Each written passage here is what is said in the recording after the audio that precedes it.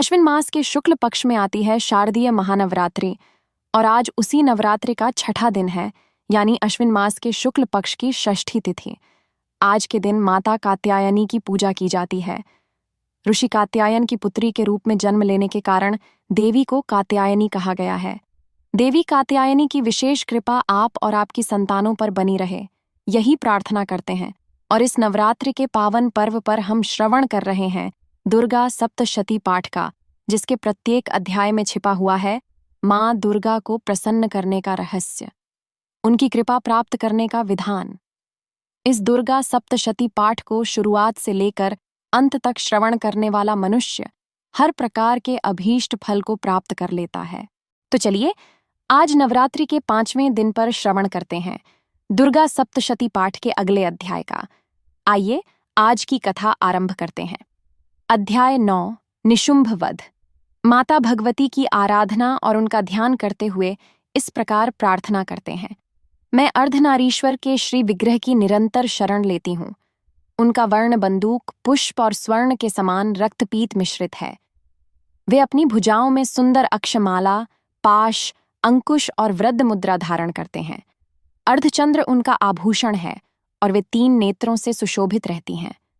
कथा को आगे बढ़ाते हुए राजा ने कहा, हे भगवान, आपने रक्त बीज के वध से संबंध रखने वाला देवी चरित्र का यह अद्भुत महात्म्य मुझे बताया।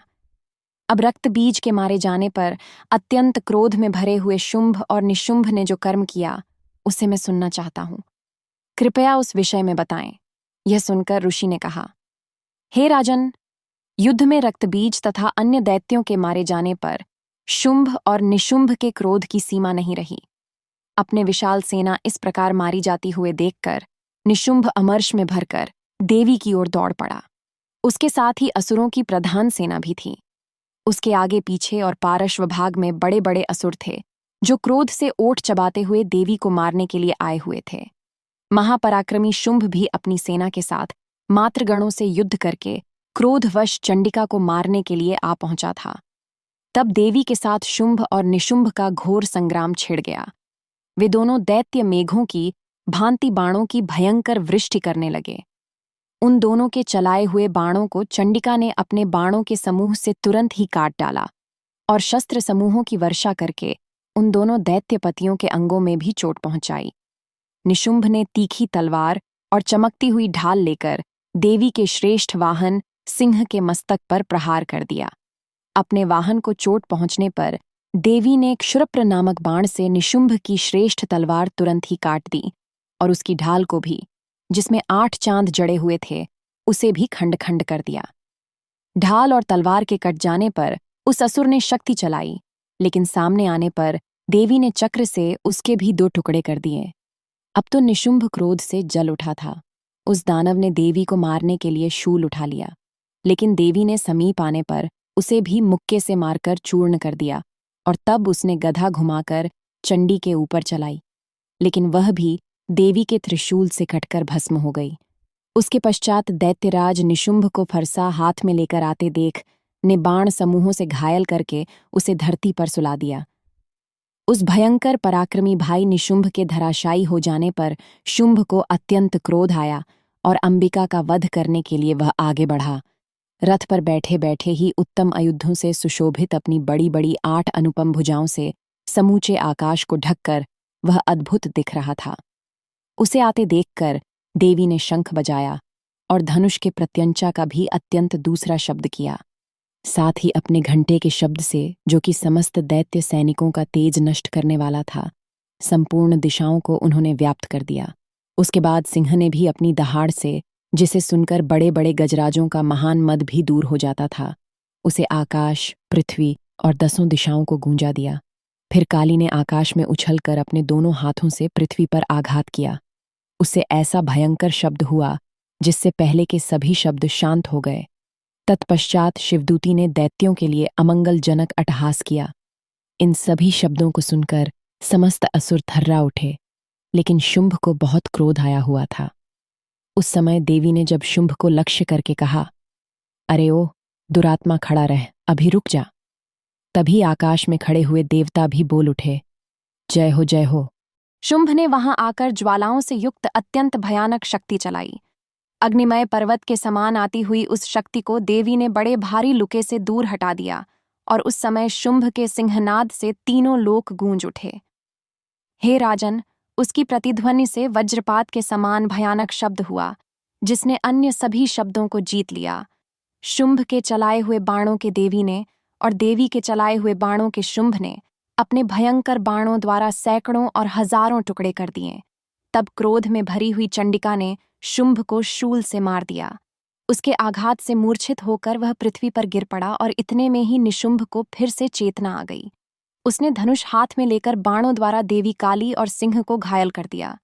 फिर उस दैत्यराज ने 10,000 बाहें बनाकर चक्रों के प्रहार से चंडिका को आच्छादित कर दिया, और तब दुर्गम पीड़ा का नाश करने वाली भगवती दुर्गा ने कुपित होकर अपने बाणों से उन चक्रों और बाणों को काट गिराया।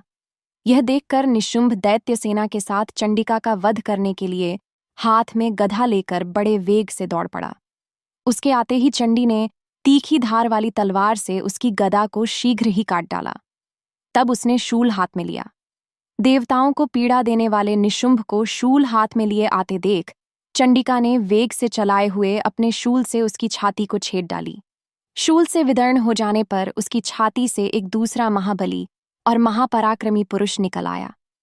उस निकलते हुए पुरुष की बात सुनकर देवी ठट्ठा कर हंस पड़ी, और खड़क से उन्होंने उसका मस्तक भी काट डाला। फिर तो वह पृथ्वी पर गिर पड़ा। तद अनंतर सिंह अपनी दाढ़ों से असुरों की गर्दन कुचलकर खाने लगा। यह बड़ा भयंकर दृश्य था। उधर काली और शिवदूती ने भी अन्य अय दैत्यों का भक्षण आरंभ कर दिया था। कौमारी की शक्ति से विदर्ण होकर कितने ही महादैत्य नष्ट हो गए। ब्रह्माणी के मंत्रपूत जल से निस्तेज होकर कितने ही भागने लगे।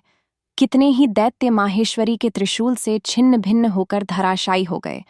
वाराही के थुथुन के आघात से कितने ही पृथ्वी पर गिर पड़े। वैष्णवी ने भी अपने चक्र से दानवों के टुकड़े टुकड़े कर दिए। इंद्री के हाथ से छूटे हुए वज्र से भी कितने ही प्राणों से हाथ धो बैठे। कुछ असुर नष्ट हो गए, कुछ उस महायुद्ध से भाग गए, और कितने ही काली, शिवदूती और सिंह के ग्रास बन गए।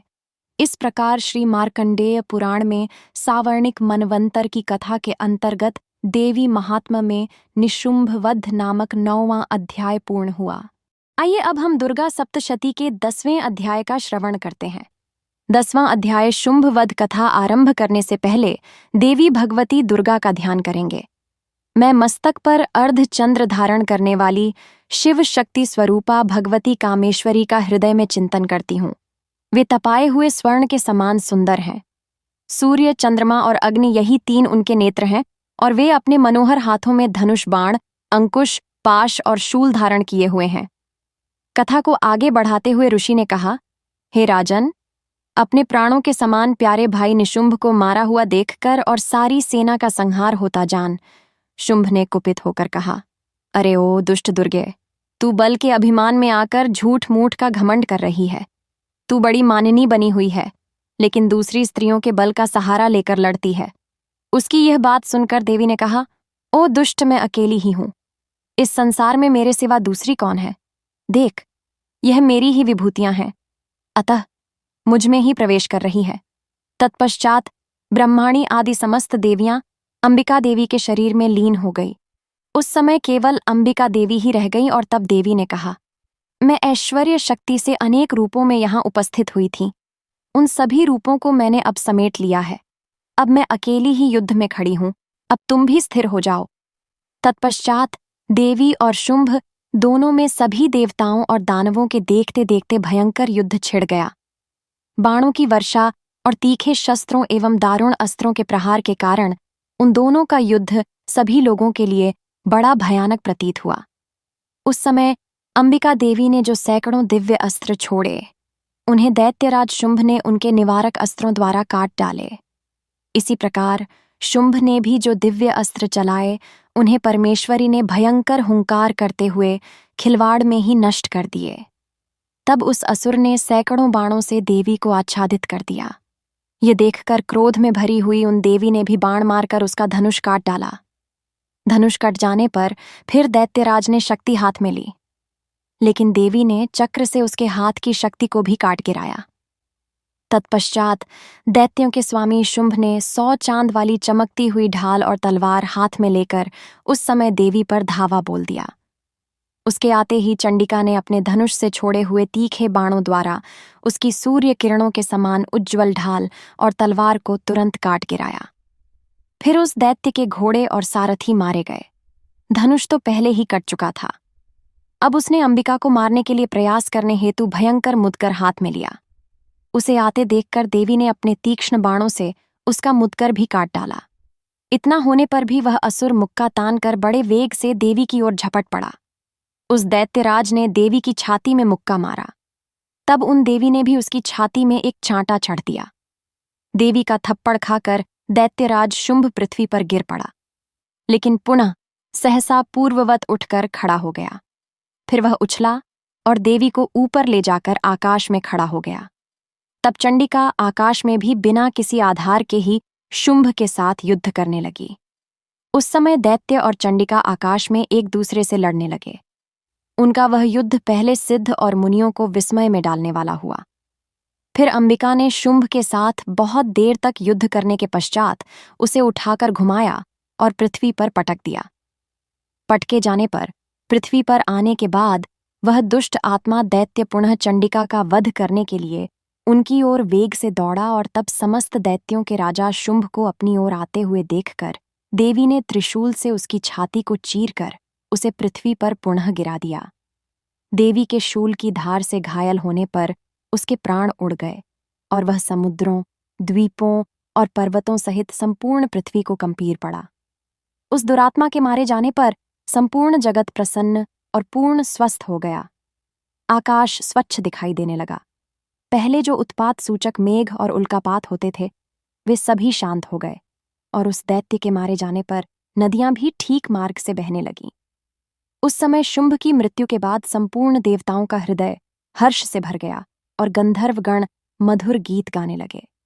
दूसरे गंधर्व बाजे बजाने लगे और अप्सराएं नृत्य करने लगी। पवित्र वायु बहने लगी। सूर्य की प्रभा उत्तम हो गई।